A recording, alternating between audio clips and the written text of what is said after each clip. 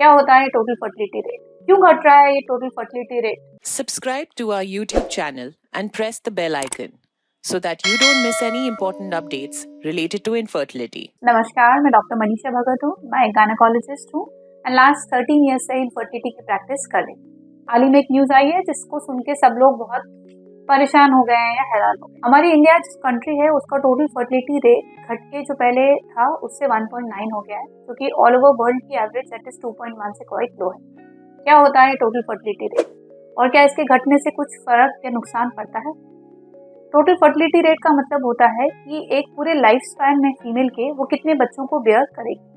मतलब कि एक बच्चा होगा, 2 होगा, 3 होंगे या 4 होंगे।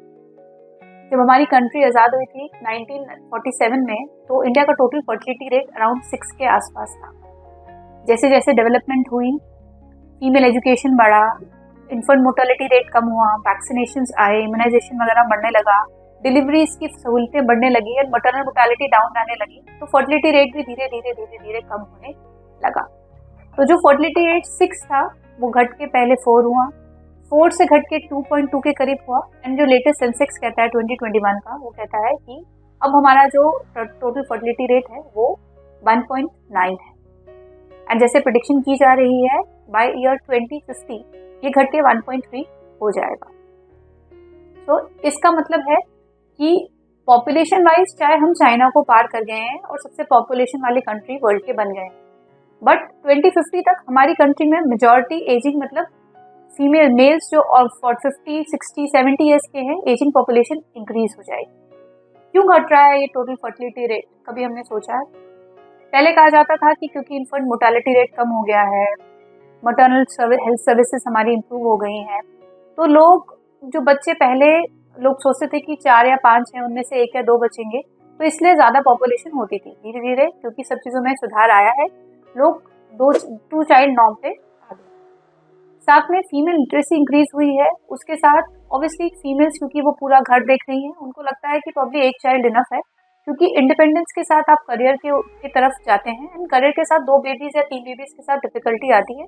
एंड क्योंकि फैमिली सपोर्ट नहीं है या प्रॉब्ली कम है और फीमेल्स बहुत ज़्यादा करियर ओरिएंटेड हो गई हैं, तो थोड़ा सा बेबी होने की जो प्रोबेबिलिटी है वो घट के प्रॉब्ली पैसे ऐसे लोगों को 3 या 4 नॉर्मल लगता था, फिर फाइनली 2 तक पहुंच गई है। एक और कारण है जो हम आजकल देख रहे हैं, लाइफस्टाइल जो कि बहुत खराब हो रहा है, ओबेसिटी जो कि राइज पे है, स्मोकिंग, अल्कोहल, टबैको जो कि बहुत राइज पे है, जिससे मेल और फीमेल इनफर्टिलिटी बहुत ज़्यादा इंक्रीज होती है। इंडिया में आज भी इनफर्टिलिटी होना एक सोशल स्टिग्मा है। इसके कारण लोग या तो ट्रीटमेंट लेने से हिचकिचाते हैं या फर्दर ट्रीटमेंट नहीं कराते। अगर आईवीएफ से कोई बेबी करता है तो आज भी माना जाता है कि वो बेबी ठीक नहीं है या वो बेबी में कोई प्रॉब्लम है या किसी का बेबी उसको दे दिया है।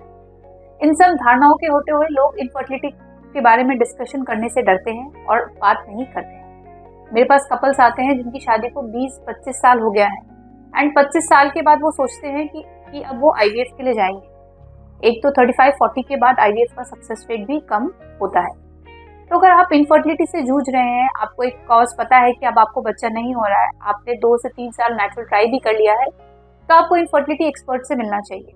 For more information, visit our website www.indraivf.com or call 1-800-309-4410. Keep following us and leave your fertility-related questions in the comments below.